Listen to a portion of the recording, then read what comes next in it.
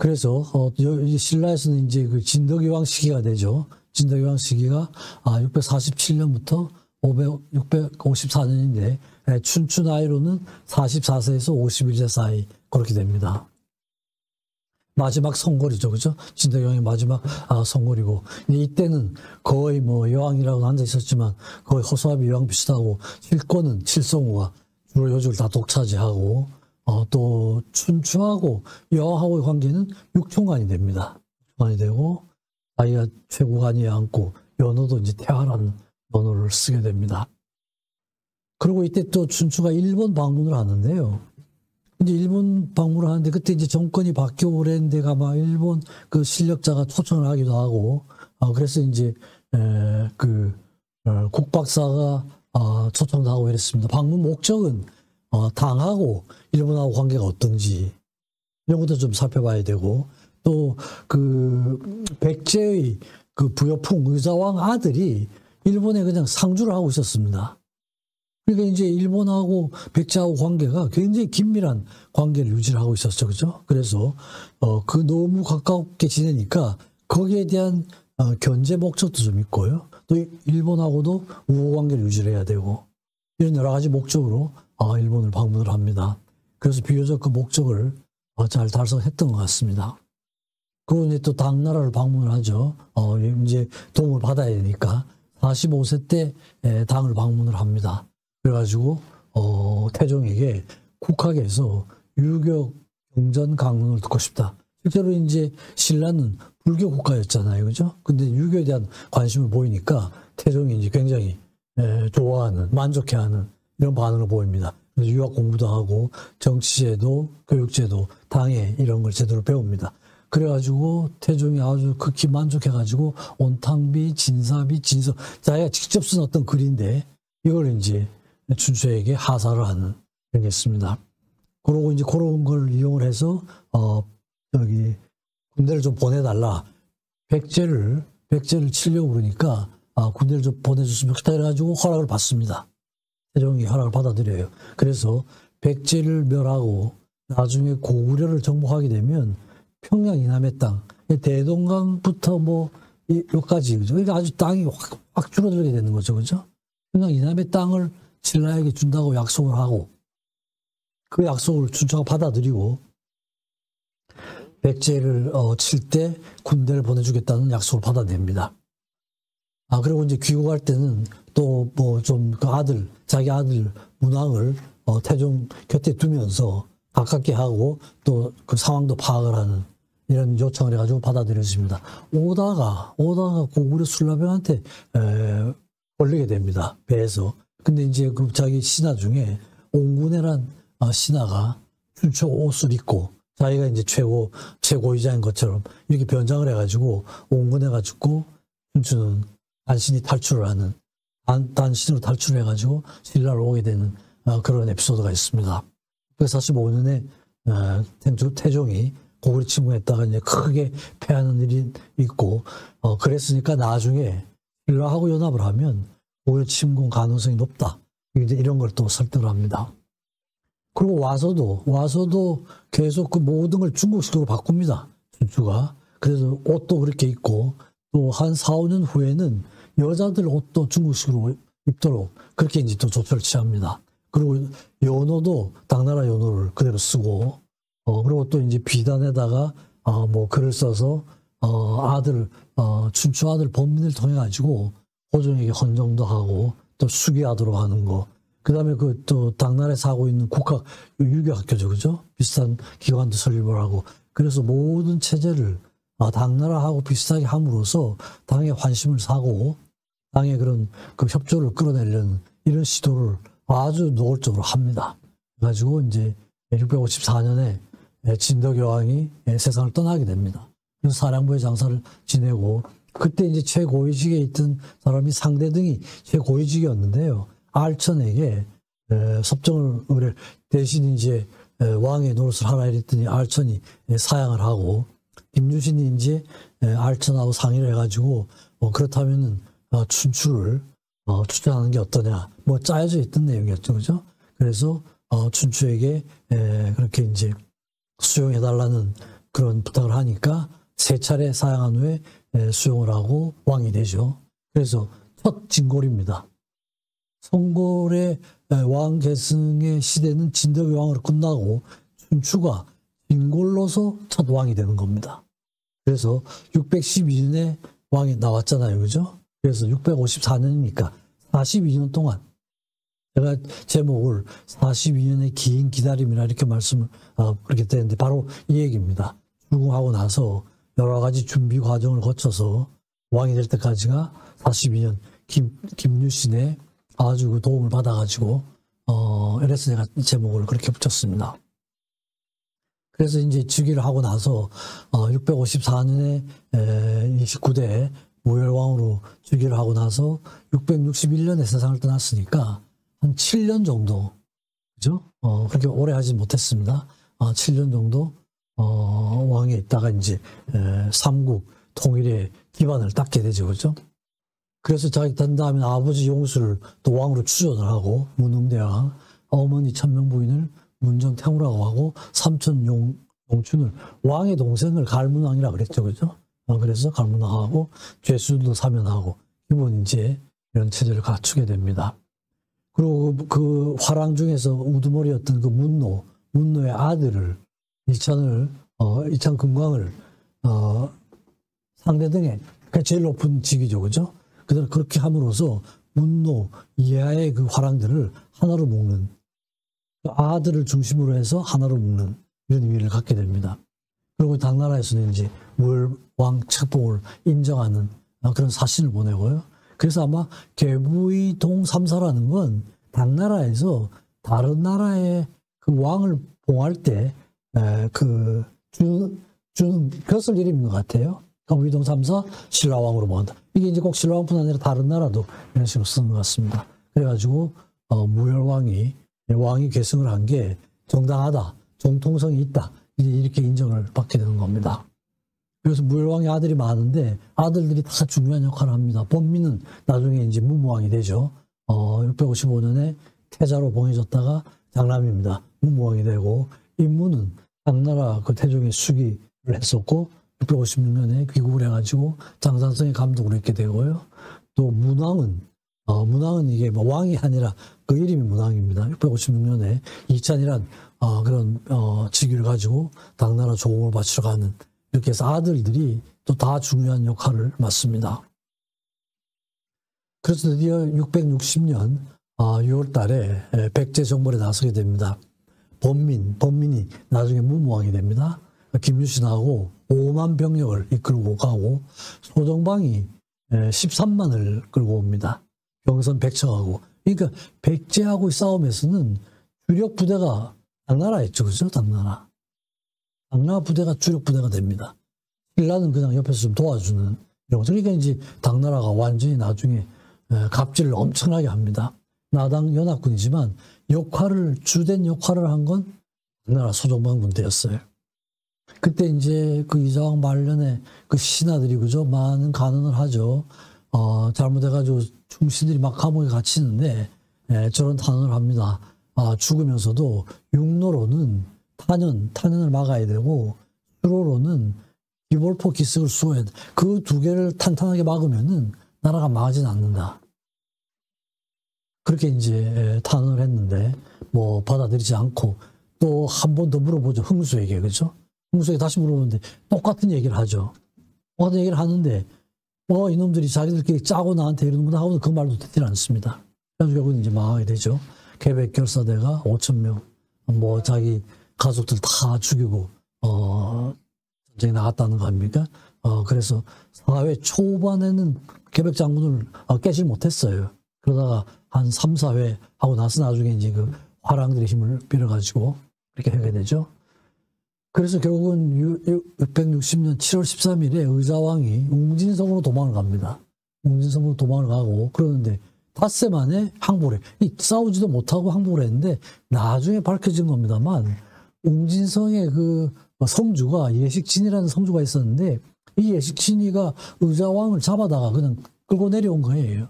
억지 항복을 시킨 거죠. 반란을 해가지고. 이건 뭐 밝혀진 사실 같아요. 그래서 예식은 나중에 당나라로 들어가가지고 엄청난 벼슬을 하게 됩니다. 대접을 엄청나게 받죠, 그죠? 그래가지고 이제 뭐 승리 잔치도 하고 소동방이 귀국도 하고 그럽니다. 근데 이제 소동방이 당을 백제를 정벌하고 나서 귀국을 하니까 황제가 왜 신라를 치지 않는다. 백제를 치고 또 신라를 치도록 이렇게 했는데요, 그죠? 근데 소동방이 보니까 신라가 그렇게 만만치가 않거든요. 그러니까 도저히 그 백성들하고 왕하고 탄탄해가지고 쉽사리 칠 수가 없습니다. 이래가지고 이제 소동방이 변명을 합니다. 비록 나라는 작지만 쉽게 도모할 수 있는 나라가 아닙니다. 이래가지고 이제 왕이 책망만 하고 용서를 하는 그런 게 있습니다. 그래서 의자왕이 678년에 당나라에서 사망을 하게 됐는데 뭐 추정도 하고 어느 정도는 대접을 해주는 것 같아요. 그래서 옛 신하들이 장사 지내는 것도 허용을 해주고 비 세우는 것도 허용을 해주고 비록 그 만국의 왕이지만 최소한의 대접은 당나라에서 받았던 것 같습니다. 그래서 제가 말씀드린 것처럼 백제 멸망 시에는 주역은 당군이었죠, 그죠? 신라는 그냥 조역밖에 하지 않았습니다. 근데 이제 백제 그 부여성 뭐 웅진성을 치고 나서 그렇지만 나머지 성들이 엄청 많았잖아요, 그죠? 그러니까 부흥군들이 굉장히 많이 반란을 많이 일으켰죠, 지방에서. 지방에 있는 그런 그 성들은 다 그냥 그대로 남아 있었으니까요. 근데 이제 그런 그 부흥군들의 진압에는 신라가 주역을 했던 것 같습니다. 그래서 666년 9월에는 무열왕의 왕자 인태에게 1,000명 병사를 해서 사비성 주둔을 시키고 이후와 몇 년 동안은 당나라 군사의 뭐 식량, 물복, 뭐 모든 서포트를 다 하는 그런 역할을 했습니다. 그래가지고 또 백제 장군들이 어떤 건 세져가지고 사비성을 공격도 하고 유연히 격퇴도 하고 이런 게 꽤 오래 계속이 됩니다. 그래서 660년 9월에 백제가 망했다는 소식이 이제 일본에 전해집니다. 그래가지고 귀실 복신이 좌평 귀실을 일본에 보내가지고 원군을 요청을 합니다. 그리고 이제 그때 부여풍이 일본에 있었죠, 그죠? 부여풍을 국주 왕으로 삼아가지고 그렇게 하겠다. 이러니까 사이메이 그 당시에 이제 일본의 그 천황이죠. 백제 부흥군을 보내기로 합니다. 근데 그때 이미 벌써 의자왕하고 태자들은 당나라로 끌려간 상태고 일본에서 군대를 많이 보내죠, 그죠? 백강전투입니다. 그러니까 3년 후 663년 8월 달에 백강전투 중에 백제와 일본의 연합군인데 주로 일본이 연합군을 보내가지고 근데 거기에서 신라와 당나라 연합군이 승리를 하게 되고 또 귀실복신이 백제군은 그 안에서 내분이 일어나는 것 같습니다. 귀실복신이나 부여평에서 살해가 되는 이런 사건이 일어나면서 실제로 이제 백제가 완전히 진압이 된 건 이 전투였던 것 같아요. 그래서 이걸 백제가 멸망한 해로 삼는 그런 역사학자들도 많이 있는 것 같습니다. 그리고 이제 춘추와 유신은 아까 말씀드린 것처럼 무열왕이 이제 유신이 계속 공을 세우고 중요한 역할을 하니까 사유로 삼습니다. 딸 지조. 딸은 이제 그러니까 김유신의 조카였죠, 그죠? 시집 보내가지고 그 최고의 예우를 한 셈입니다. 아까 말씀드린 것처럼 이 당시에 혼인은 이게 그냥 뭐 정치행위 같은 이런 거였던 것 같아요. 그 다음에 이제 그 부인이, 무열왕의 부인이 그 자매가 있었잖아요. 그죠? 근데 언니가 꿈을 꿨는데 그 꿈을 동생한테 팔았잖아요. 그래가지고 이제 동생이 왕비가 된 거예요. 그래가지고 이제 괜히 억울해하고 이러고 미혼 상태에 있으니까 그 언니까지 후궁으로 받아들입니다. 그러니까 자매가 하나는 정실 부인이고 하나는 후궁이 되는. 이런 것도 별로 이상하지 않았던가 봐요. 춘추하고 보희, 왕비의 언니를 또 후궁으로 받아들이는 이런 거니까 지금 개념으로 보면 상당히 이해하기가 힘든 거지만 그 당시에는 그냥 늘 일어나는 그런 일이었던 것 같습니다. 그리고 이제 물론 상대등이 죽으면서 유신이 이제 상대등으로 되고 그다음에 이제 백제 정복한 후에는 유신이 대각간 오를 수 있는 최고의 벼슬에 오르게 됩니다. 그리고 백제인들에게는 굉장히 유화 정책을 많이 쓰죠. 그래서 백제 시절에 갖고 있던 관등 그 직위가 있을 거 아닙니까? 거기에 맞춰가지고 신라에 관직을 주는 이런 식으로든지 유화 정책을 많이 씁니다. 칭호를 도운 사람들을. 흑지상질하고 처음에는 항복을 했다가 너무 당군이 하는 게 그냥 악랄하고 약탈을 많이 하니까 빠져나와가지고 반기를 들죠. 그죠?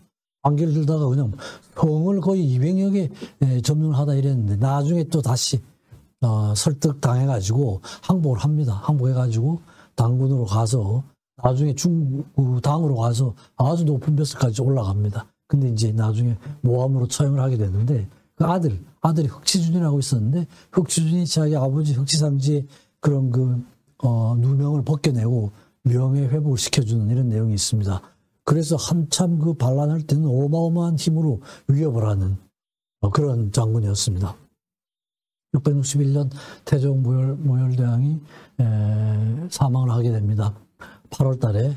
그래서 시호를 무열로 하고 묘호를 태종으로 이렇게 정했습니다. 그래가지고 그 무덤이 그죠? 비석하고 무덤이 남아있는 아마 유일한 왕이라고 할 수가 있습니다.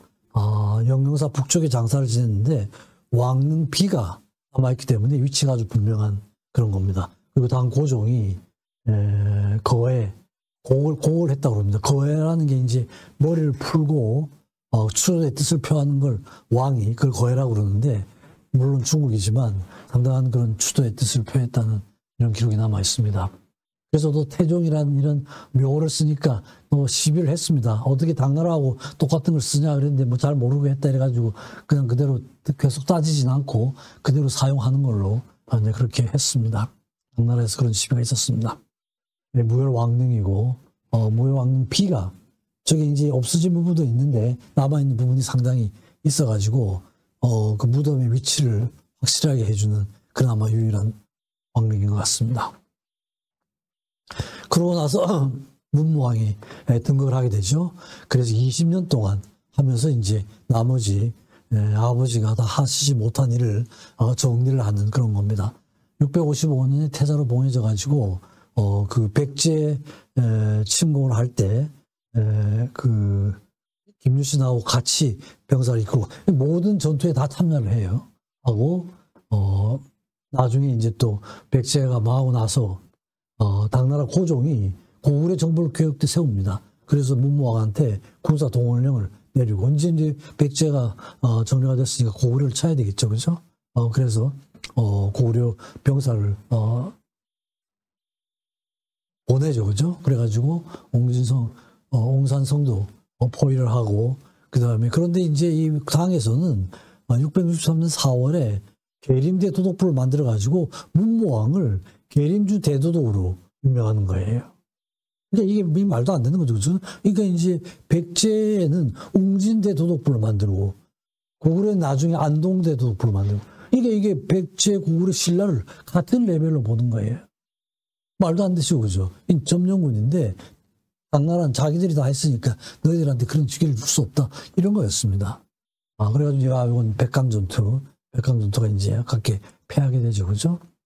백강전투 할 때 이제 이게 굉장한 왜군을 보냈습니다. 27,000 왜 함대가 천척이 왔으니까요.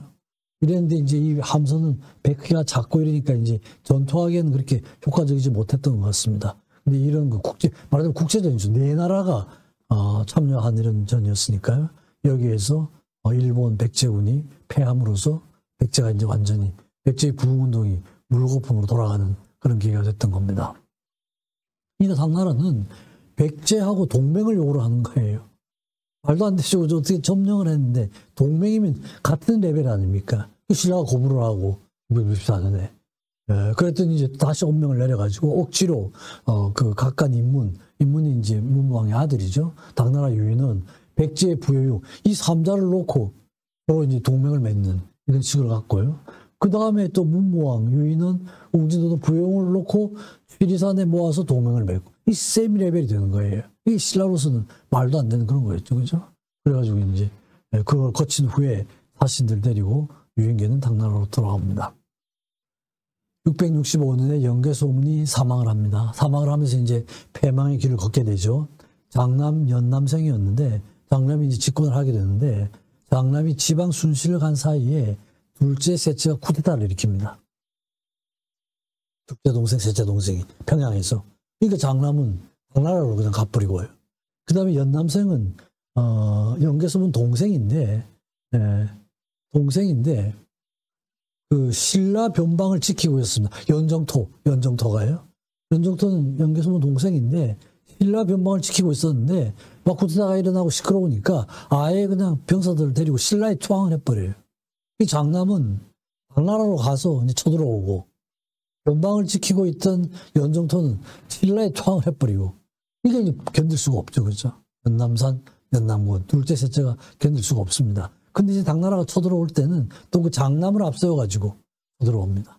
마치 그 옛날에 후백제가 후백제하고 고려하고 싸울 때 후백제 그 고려 팀의 우두머리가 견훤이었잖아요. 그죠? 아들한테 배신당하고 고려로 귀화를 해가지고 후백제를 칠 때 고려가 그거랑 비슷한 꼴이 돼버렸습니다. 그래가지고 고려 공격을 하고 하니까 이제 셋째는 당에 투항을 하고 둘째는 이제 끝까지 항거를 했는데 나중에 이제 자살하려고 그러다가 실패하고 당나라로 끌려가게 됩니다. 그러니까 뭐 안에서 항상 이게 나라가 망하는 건 외부의 침략이 아니라 내부의 적에 의해서 틀어지는 거죠. 그렇죠? 고려 망하는 게 아주 대표적인 것 같다. 그러니까 그 연개소문이 죽고 나서 장남을 기준으로 해가지고 잘 모아서 했으면 이렇게 쉽게 망하지는 않았을 거예요. 그죠? 그래가지고 이제 평양 668년, 그러니까 660년에 백제가 망하고 정확하게 하면 663년이지만 8년 후에 고려가 이제 망하게 8년 걸렸습니다. 8년.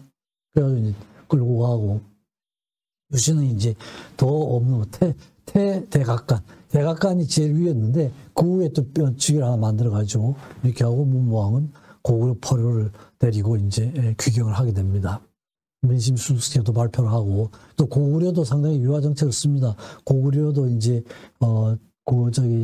스스로 다스릴 수 있도록 그렇게 하고 토지 같은 것도 이제 뭐 이렇게 하는데 그죠? 민심수습책을 발표를 합니다. 그리고 이제 고구려 건모잠이라는 사람이 유민을 모아가지고 남하를 하는데 서해 사야도에서 오장왕의 아들, 이게 직계 아들은 아닌데 서자인데 안승을 왕으로 삼고 신라에 충성을 하도록 하는. 그다음에 이제 그 8월 달에는 안승을 고구려 왕으로 책봉을 합니다. 왕으로 책봉을 하고 신라에 충성을 다하도록 그렇게 하는 거죠. 그죠? 그리고 그 안승으로 하여금 고구려 선왕에 대한 제사도 허용을 하고 고구려 유민들을 그 자체 내에서 좀 잘 돌보라는. 왜냐하면 이제 그 문무왕은 고구려하고 백제하고 합쳐서 당나라하고 싸워야 되는 거예요. 그 당은 이제 고구려를 쳤죠. 백제를 쳤죠. 하니까 이제는 신라를 치는 거죠. 그래서 통째로 다 먹으려고 그랬던 거죠. 근데 이제 문무왕, 김유신, 김춘추가 나중에 생길 일에 대한 이런 걸 미리 예상을 하고 준비를 잘 했던 것 같습니다. 그래가지고 673년에 먼저 공격을 합니다. 당군하고 전투를 지시를 합니다. 그래가지고 이제 당이 평양 침공을 하지만 실패를 하고 또 그 연합군을 만들어가지고 당나라가 신라를 치는데 9차례 전투에서 신라군이 다 승리를 합니다. 이런 와중에 이제 김유신이 78세를 일기로 당나라를 쫓아내는 전쟁이 진행되고 있는 가운데 세상을 떠나게 됩니다. 그래가지고 이제 당나라 고종이 화가 나니까 문무왕 지위를 그냥 박탈해 대놓고 이제 대드는 거 아닙니까? 그죠? 쫓아내려고. 그러니까 이제 그때 그 수비로 와 있던 인문을 신라왕으로 세워가지고 규과도로 조처를 하고 뭐 유인계가 계림대 총관 신라를 정벌 하도록 하는 이런 걸 내리지만 제대로 잘 안 되죠. 그죠? 그래서 사죄를 하고 받아들이고 또 675년에는 당 고종이 문무왕의 관직을 다시 되돌려주는 이런 걸 하게 됩니다. 그리고 675년 9월 달에 당 이근형이 20만 대군, 어마어마한 숫자죠. 마지막 싸움입니다. 거기에서 신라를 선제 공격을 하는데 18번 싸워가지고 신라가 전승을 하게 됩니다. 그러니까 뭐 그 고구려를 멸하고 나서 당나라하고 싸운 싸움에서는 한 30여 차례 전투를 하는데 전부 신라가 이깁니다. 그러니까 얼마나 철저하게 준비를 하고 있었는지 그걸 다 알 수가 있죠. 그죠? 이제 통일을 하게 되죠. 결국은 이제 그 대동강 남쪽 원산만 쪽으로 해서 원래 태종이 김춘추에게 약속했던 그 약속을 이제 지키게 되죠. 한참 있다 지키게 됩니다. 인정을 하게 됩니다. 그러니까 이제 옛날 고구려를 생각하면 상당히 억울하죠. 그죠? 아주 짜부러진 상태에서 통일을 하게 됐으니까. 그래서 이제 과연 이 신라의 통일이 제대로 된 통일이냐 이런 거 가지고도 역사학자한테서는 굉장히 논란이 많은가 봐요. 왜냐하면 이게 생기고 나서 한 30년 후에 고구려 유민들이 발해를 만들었잖아요. 그죠? 668년에 고구려가 망했는데 698년에 대조영이 발해를 세우거든요. 그러니까 삼국체제가 이국체제로 된 거지 완전한 통일이라고 할 수 없다. 이런 역사학자들이 또 꽤 있는가 봐요. 그죠? 그래서 논란이 많습니다만 어쨌든 모양이 그렇게 썩 만족스럽지 못하지만 그래도 오랫동안 해가지고 그죠? 22차 전투에서 완성을 하고 대동강 이내에 처음 약속을 지키게 됩니다. 그리고 이제 공식적으로 인정한 건 735년, 이게 몇십 년 지나가지고, 그 전까지는 뭐, 실질적으로는 그 통일이 이루어진 상태였지만, 공식적으로 인정을 안 하다가, 나중에 이제, 그다음 공식적으로 인정을 하게 됩니다. 그래서 이제, 문무왕이 20년 동안 하면서, 대왕암이죠, 그죠? 바다에 묻혀서 용이 돼가지고, 나라를 지키겠다고 한 그런 거였죠. 그래서, 전체를 요약해서 말씀을 드리면은, 정말 지도자로서는 상당히 준비를 많이 했던 그런 겁니다. 성골, 진골. 그러니까 진골이니까 왕이 될 수 있는, 원래는 성골이었죠. 그죠? 원래는 성골이었는데, 나중에 진골로 족강이 됐지만, 왕이 될 수 있는 최소한의 조건을 갖추고 있었고, 용모도 아마 굉장히 영특했던가 봐요. 당태종이 춘추의 그 용모를 가지고 기술한 이런 내용들이 굉장히 신성함, 이런 단어를 써서 했던 것 같습니다. 지적인 거, 그죠? 석존이식, 경전강론, 유교, 뭐, 불교지만 유교에 대한 것도 상당히 깊이가 있었던 것 같고요. 또 설득력이 굉장히 뛰어났던 것 같습니다. 당태종이 결국은, 춘추의 그런 외교력에 의해서 백제를 치고 고를 치게 되는 거죠. 인내심, 42년에, 그죠? 612년에 출궁을 해가지고, 654년에 등극을 했으니까, 42년 동안에 끈질긴 준비 기간이 있었던 거죠. 그죠? 배포도 배짱도 대단했던 거고. 사실 고구려를 방문한 건 이건 목숨을 걸고 한 거거든요. 전 시중에 있는데 적국을 방문한 거죠. 그죠? 그러니까 뭐 거기서 죽여버리면 그만인 거죠. 그죠? 냉정함과 판단력, 이런 겁니다. 인력 관리도 칠성우를 김유신하고 잘 관리를 하면서 인력 관리를 잘했고, 또 외교력도 아주 뛰어나죠. 중국, 고구려, 중국, 일본 다 방문을 하면서 상황도 파악을 하고 앞으로 어떻게 해야 될 건지 하는 계획도 세우고요. 국가 경영 능력, 이런 목표를 설정하는 거, 역사의 방향을 설정하는 거, 미래의 그러니까 이게 지도자가 갖춰야 될 어떤 그런 장점들은 물론 주변에서의 도움도 많았지만 그걸 잘 갖추고 있었던 그런 군주였던 것 같습니다. 그래서 오래전 사람이긴 하지만 이런 그 김춘추에 대한 연구를 잘 하고 그걸 뭐 잘 받아들이면 요즘도 이제 유용한 그런 지도자가 아닌가 그런 생각을 합니다. 김유신, 그죠? 특등공신이죠. 그죠? 김유신이 없었으면 과연 김춘추가 그런 업적을 남길 수 있었을까? 이게 뭐 거의 불가능하다고 봐야 될 겁니다. 아주 결정적인 순간에 반대 세력을 제거를 해주고 그냥 반란을 제거를 해주고 그죠? 그다음 칠성우 중심의 그 화랑도를 완전히 결속을 해가지고 김춘추를 뭐 전면적으로 도와줄 수 있도록 만든 여기에 이제 김유신이가 있죠, 그죠? 반대 세력을 제거하고 틈나면 여왕이니까 여왕을 굉장히 우습게 알았던 것 같아요. 그래가지고 그 바뀌는 시기에 반란이 일어나는데 저 반란이 간단한 반란은 아니었. 굉장한 파워를 가지고 근데 그걸 이제 김유신이 다 제압을 해주고 한 이게 이제 결정적인 역할을 했던 것 같습니다. 그래서 제가 김춘추와 김유신 이런 제목으로 이제 이름을 붙였고 42년의 긴 기다림 이런 식으로 제목을 붙여봤습니다. 네, 마치겠습니다. 경청해 주셔서 감사합니다.